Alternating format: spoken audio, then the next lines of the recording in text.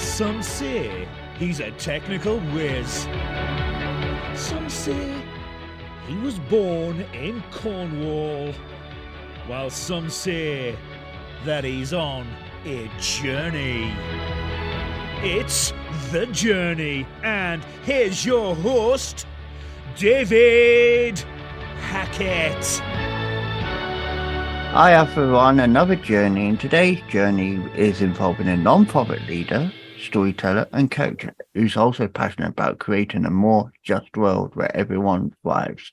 As a former, and this is surprising because you'll say, yes, you're British as well. As a former British Army officer serving in Iraq, executive in the corporate sector and humanitarian responder, our guest has experienced firsthand the importance of paying attention to what is already working in evaluating local leaders in addressing global challenges. She guides individuals and organizations in reframing their internal narratives for even greater impact by exploring the subconscious stories that we each hold within us. As Executive Director for the non-profit Ripple Effect Images, our guest leads a world-class team of photographers and filmmakers shining a light on solutions empowering women and children globally. So today we welcome Liz Bloomfield to the journey. Hi, David. It's great to be here. Hi. Now, you heard me touch upon, it's good to hear another British accent because not always you associate British people with my podcast. Most of my podcasts are involving America, and that's a good thing. But you're living in America, you've moved to America. So let's go back to your earliest memory of your journey. What's your earliest memory? My earliest memory is riding my tricycle in the garden of my family home. Very fortunate to have had a wonderful upbringing in a street where my aunties and uncles and grandparents all lived really close by. And I've never stopped being grateful for growing up with my family all around me. Now, I've subsequently traveled to all different parts of the world and now live across the Atlantic from my family in on the East Coast of the United States. But I'll never forget the community of growing up with my family so close around me. Yeah, and everyone who's not familiar with how Britain works, everyone is a close-knit community wherever you live. And, you know, from the nitty-gritty of London to the raw edges of, you know, Cornwall, you know, everyone's a close-knit community. And that is a good sense of well-being, I sense.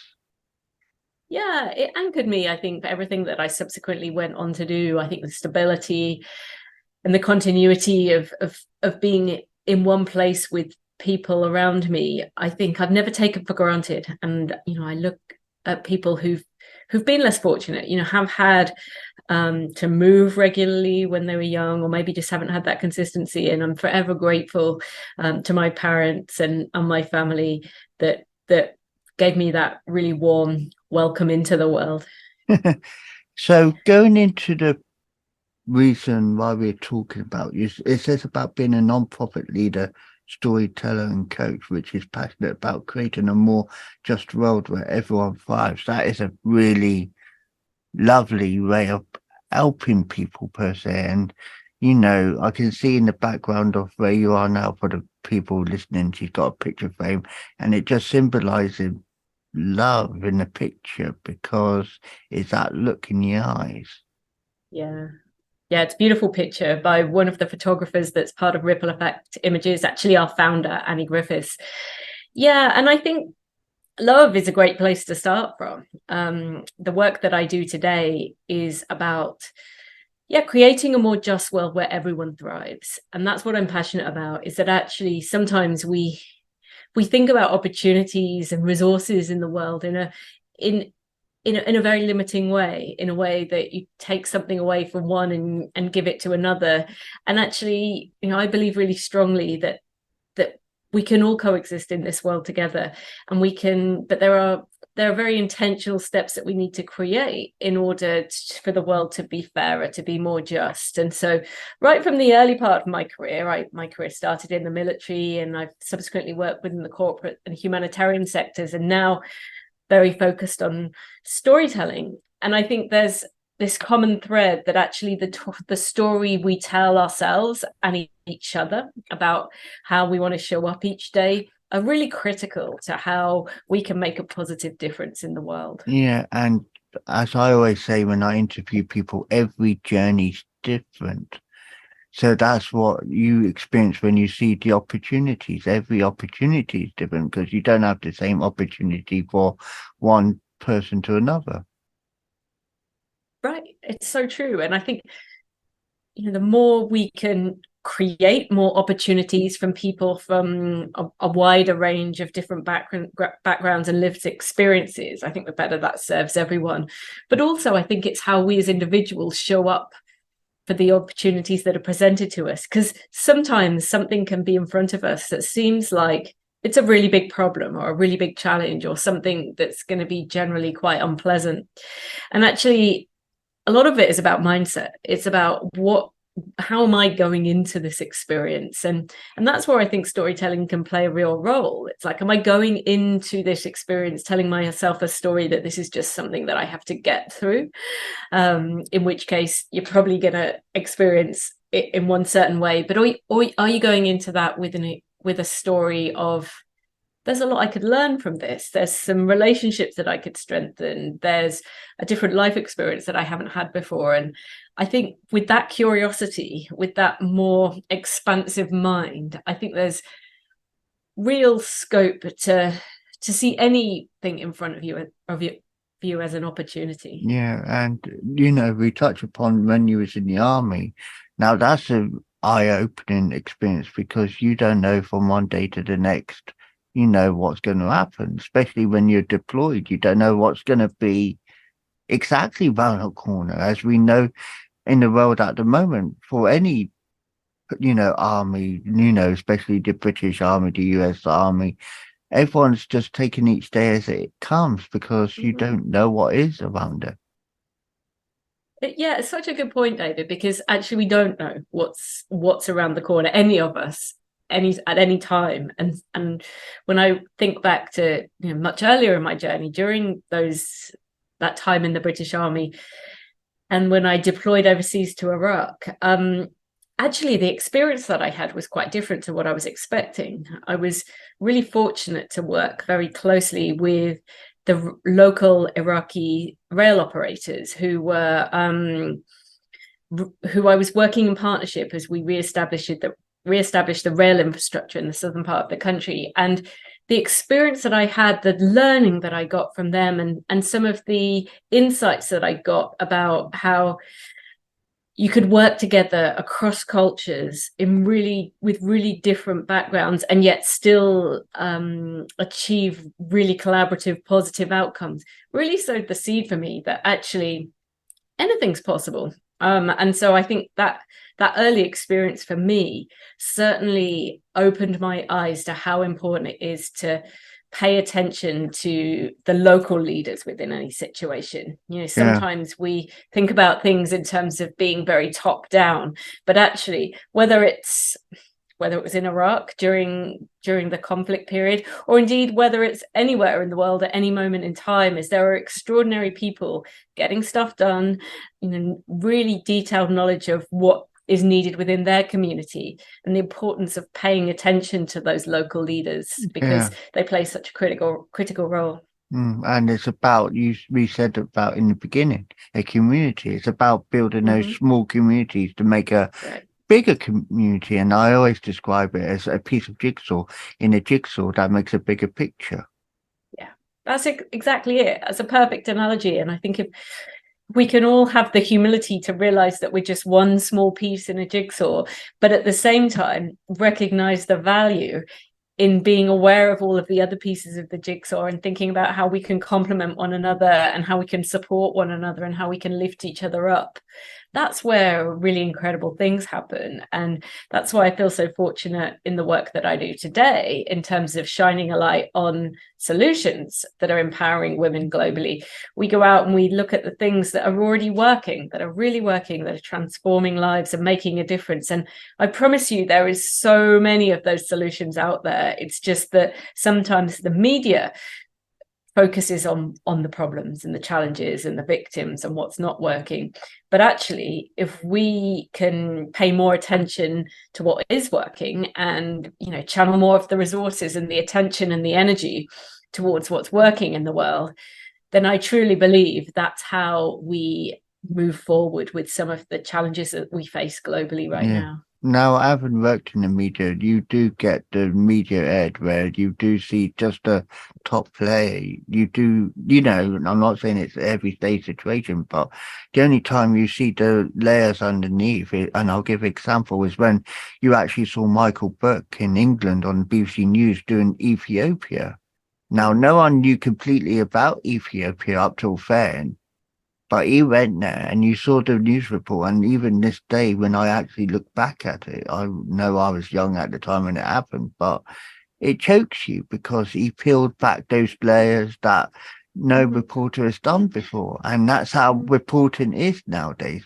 They go into the depth of understanding that topic. And I think that's where they learn to make a story is better now, is to go in depth. Yeah. And you raised such an important point about why storytelling is critical to so many elements of our day-to-day life. It's important to help us understand some of the things that are going on in the world. Sometimes we get bombarded with facts and figures, but actually a really well told story can help you understand the human dimensions of something. And so storytelling really is powerful in helping us engage with one another as humans. But I think storytelling also really helps us connect with ourselves, as well as the work that I do with Ripple Effect Images around telling stories that shine a light on solutions empowering women. I also work as a social impact and well-being coach with people who are kind of impact-driven professionals, people who really want to make a difference in the world, but sometimes that is at the expense of their own well-being. And I think sometimes we tell ourselves stories about how we need to be showing up, or we tell ourselves stories about ourselves and what we're capable of or what we're not capable of. And sometimes those stories serve us and sometimes they don't. And if we've got into a pattern where we're telling ourselves a story that's based on an assumption or an interpretation, like, this happened before, therefore it'll happen again, or some kind of stereotype about what you may or may not be good at. If we tell ourselves stories like that, we can really limit ourselves, or we can get ourselves into patterns where we can become very self-critical. And I think that's, again, where storytelling can be so powerful in just, being aware that you can rewrite those stories for yourself. You can make a conscious choice to say, that isn't a story I'm going to tell myself anymore about me. I'm writing a new story. And I think that can be really empowering, especially for people who are looking to make changes in their life or just want to bring some more balance. And again, storytelling is the key. And I will give a perfect analogy on this. You talk about the film, The Never-Ending Story. Now, yes, that story did end after 3 films, but the point was, if you could read that book over and over and over and over again, that's what this is. It's about a never-ending story because you're always telling new chapters and building on that. Yeah, absolutely. And we get to choose that. Like, as individuals, we can make a choice about what we want our story to be. And of course, there are always going to be environmental factors that have an impact on our day-to-day life. But we can make choices about how we choose to let that affect us, how we choose to let that impact on our story. And I think that's where it's really empowering when we realize that we could look at it something differently, but B, like you described, never-ending story. We all are a never-ending story. We're never going to get to one place and then suddenly we're everything we ever wanted to be. Every day is a step on that journey. Every day we have a choice about how we want to show up today. And yesterday is history. And so as we look forward, that's when we should feel really empowered to take the steps towards what it is that we really care about, which might not be the same as what your neighbor or your friend or the person on your Instagram feed thinks is the perfect life. It might not be lying on a beach or being a lottery winner. It's whatever it is to you, and every single one of us is different. And so really getting clear on what what is it that you want for your life, and being, really thinking about that on a personal level, and then using that as your frame of reference about how you want to show up each day. Yeah, and going into how it is nowadays, and you've been in the army, you immigrated to America. Now, that was a new challenge in its own right mind, because immigration can be a scary process, because not everyone understands, oh, you go there and then you get approved straight away. You've got to go through loads of loopholes just to get to immigration. And then when you do immigrate, you've then got to prove yourself for another 2 years per se, so. Yeah. Oh, you're so right. And I think it's particularly interesting as someone moving from the UK to the US, because kind of superficially, culturally, they're very similar as countries, speak the same language, lots of things that are very alike. But actually moving to the US, there were so many things that were different. Obviously, as you described, the stress and the anxiety associated with immigration is huge. But also just day to day, like figuring out different foods in the grocery store, and different ways of paying your electricity bill, and on and on and on. And I think those are things that actually, it takes time to make that adjustment. But I also think it enables you to be more aware about the life that kind of is going on around you. I think when you've lived in one country for a long time, you can just kind of take certain things for granted. But when you spend a period of time in a different country, you can really tune in to what is different and what's the same. And then it's about empowering your new opportunity in your new area, because you're reaching new people. You can do it on the internet, you can do it via podcasts, you can do it via videos, but when you're actually in the country itself, that's the difference, I feel. Completely. And I mean, I learned that lesson earlier in my life. I studied for a year in Germany when I was at university, and so got a whole year really early in my 20s to live in a different country. And I think you realize that being on holiday, being on vacation is so different to actually living in a country. You can think you understand a country, but until you kind of go through the day-to-day business of living and existing, you don't necessarily get a real sense of a different culture in a different country. And so, exactly as you say, having the opportunity to live in countries for extended periods of time really opens your eyes to different ways of living, but also what unites us as humanity. Like, although there are many things that are different, there are also a lot of things that are the same. The sense of community and neighborly spirit. I've experienced those everywhere I've lived. They've looked a little bit different, but that sense of being somewhere and being surrounded by people that want to support, want to help, are very welcoming. That I've experienced everywhere that I've lived, and that's something that I'm eternally grateful for. And so, I think despite the differences, there's so many things that unite us as people. Now, going to the future, how do you see and I use the word that's in the plaque behind you, how do you see the impact of things will be for the future? Do you think it's going to be progressively get better and more understanding, more clearer for people to be aware about empowering themselves? I wish I could say yes. I wish I could say that I think we're on a straight line trajectory upwards. I think we're going to continue to face challenges, perhaps different kinds of challenges. I think if you'd asked me back in 2000, when I started my professional career, if we'd be where we were today in terms of equality, I would have been really disappointed if, I'd known that we would only have got so far. And so, but I stay hopeful. I think there's increasing opportunity for dialogue and engagement, and people are becoming more willing to kind of have those conversations, because you need to have those difficult conversations to move forward. And I think we're making more and more space to do that. But at the same thing, I think there are different kind of challenges also that are coming at us, whether that's kind of climate change or scarcity of resources on a kind of global scale. And so I think it's more important than ever that we find ways in which to continue to engage with one another, to keep talking, to keep building our awareness of how we're showing up as individuals so that we can ensure that we're having each a positive impact, and then collectively we're creating a society that is more just and where everyone can thrive. And about, we talk about present events, the pandemic hasn't exactly out, but it shows that the community can unite, because that's where you see people sitting at windows touching glass to nose to nose behind glass. That's a sense of community, and I love that. But that is still ongoing. The fact is COVID is still existing as we record this, but it's a sense that people are slowly getting back to the way they were, because they want that to be.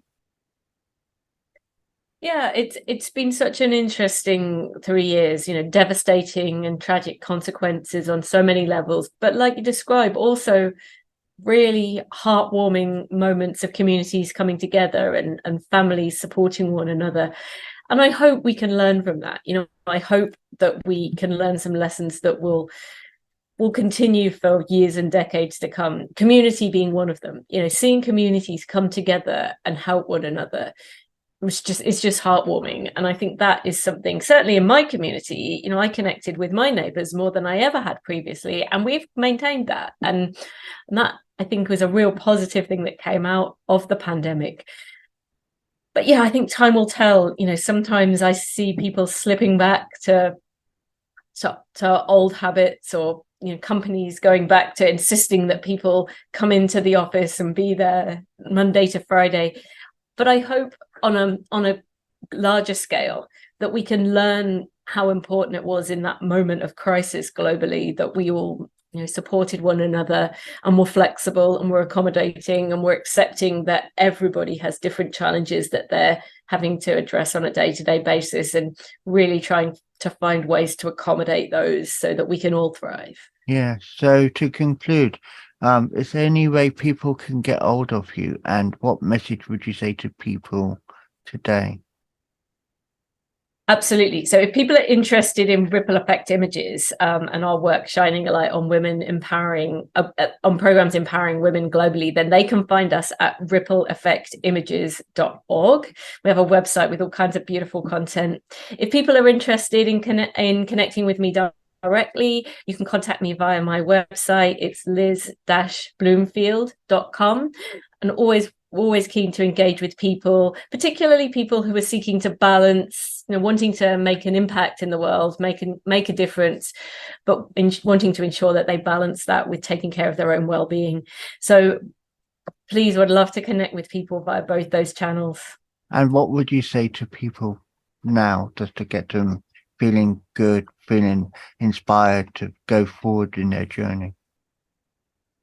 One of my favorite quotes is from Edith Eger, who's a Holocaust survivor, and she has so many inspirational messages in her book and the podcast that she does. But one thing that really stays with me is the only place where we can exercise our freedom of choice is in the present. And I think that's something, when we're considering our journey, is, we can't change what's already happened, and we can't do anything right now to change the future. But in this moment, what can you do that aligns with your values and takes you a step towards what you're seeking in the world, either for you or for your family or your community or the world at large? So really being present in that moment and thinking about those small steps one at a time. Liz, it's been a pleasure talking to you about your journey today, and may your light carry on shining for others to see.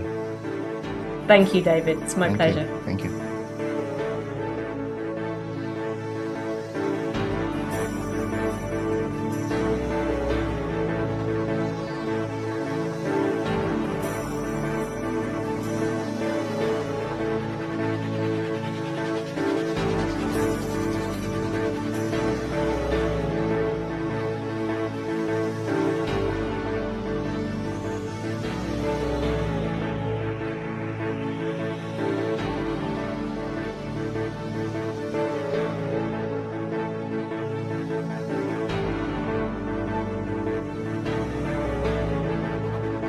That was The Journey, hosted by Wise Words Imaging, hosted by David Hackett. Be sure to like, subscribe and listen to another journey coming soon.